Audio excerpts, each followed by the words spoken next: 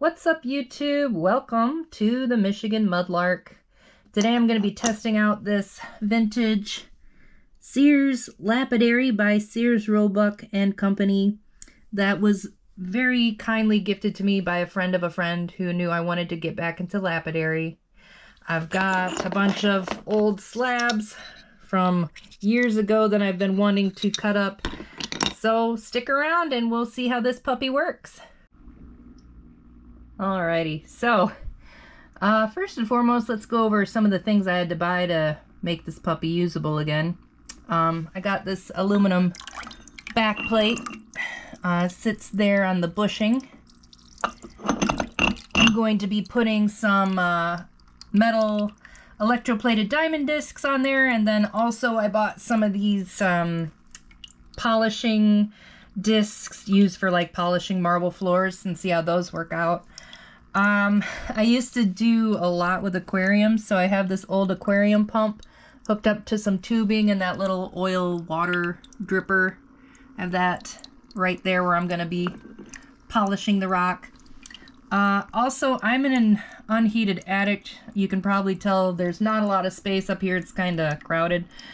A reason I haven't been able to get back into lapidary is not only the cost, it's very expensive, but just not having the space. And I just figured, you know what? It's not going to look pretty, but let's just do it or it's never going to happen. So let me get that disc on there, get my water flowing on it. I got my water warming up with this little aquarium heater because it's cold up here in this attic. I didn't want to bring another thing up here like a heater to have one more thing to worry about. So let's put on the disc and get it running. Okay, I got my 80 grit disc on, water going, heater going and warming up my water since I'm in a cold attic. Got some shapes on my dowels, got some free forms I'm just gonna try and do like so, carefully of course. So let's turn her on and see how she sounds. Oh, all right, pretty quiet. There is a ton of mist being generated right out to like this area, so I can see why this style didn't necessarily take off. It's actually getting over on to the bag. But you know what? Let's check out and see how she does as far as grinding.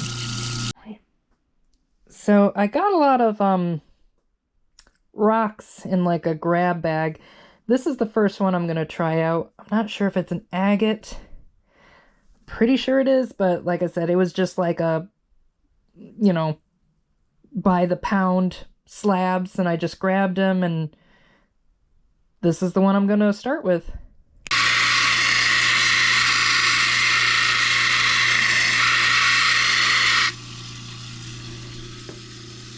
Oh, it's actually working pretty fast. Yeah, this is going pretty quickly. I'm getting that nice rounded shape. I'm really liking the flat lap, honestly. I was trained on the arbor wheel, and it's nice to go from one to the next, but this isn't too bad. Well, I was doing pretty good, but then we started getting some cracking. You can see it's not quite a perfect circle anymore, so I might turn that into something else, but that kind of stinks. I'm just gonna move on to some different rocks at this point.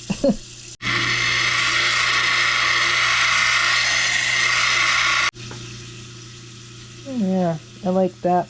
I like the matte colors. I don't like doing circles though, because if they don't come out perfectly round, it drives me crazy. If I grind any more off, I'm going to ruin it, so I better stop.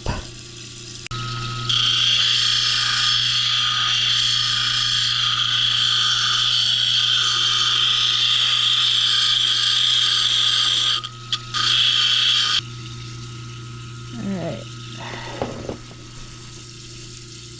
Looking how that's looking.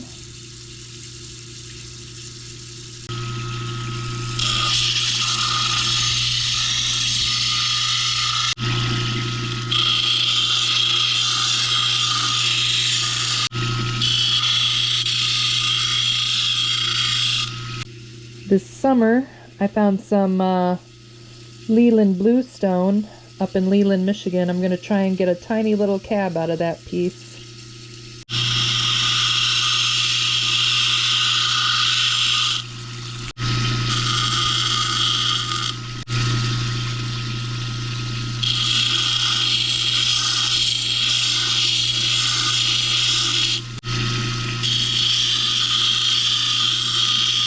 For the rest of the setup, I'm really happy with how this worked. I didn't have to spend a ton of money. It was really cheap to get my water setup going.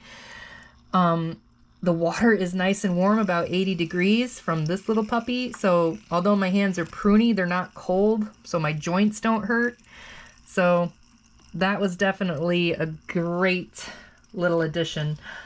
Also, when I first put water in this, it leaked. I used this Flex Seal Clear the day before, and oh my gosh, it's amazing. It filled all the leaks, and I was able to use it today with no leaks from the actual basin, so I was able to save a lot of my water. This is all just from the spray. So I am very, very happy with this stuff. There were just very fine, tiny leaks where the weld joints were. So if you need anything that's leaking and you just need a quick fix, this stuff is great. Ooh la la. After a couple hours of grinding away, I think I've got a nice little collection going. As you can see, I have no grasp of the word moderation. Some of these I have started on the 220 grit. What I have to say for my little vintage machine, I'm pretty pleased with the work it does. It just makes such a huge mess. You can see this bag is soaked. I've got a towel that's all damp. I'm going to have to, once I'm done, I'm going to have to clean up everything so I don't leave any water anywhere. There's a nice layer of silt down here that I'm going to have to clean out. It is also really, really hard to get this off because when I'm trying to take the nut off, the whole thing spins.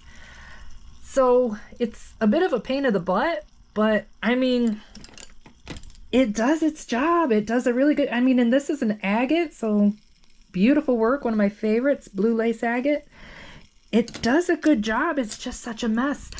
If anyone has any ideas how I could have this up on a desk where it's not spraying water everywhere, let me know. I'd love to know because I'd love to not be sitting cross-legged on the floor for hours and hours.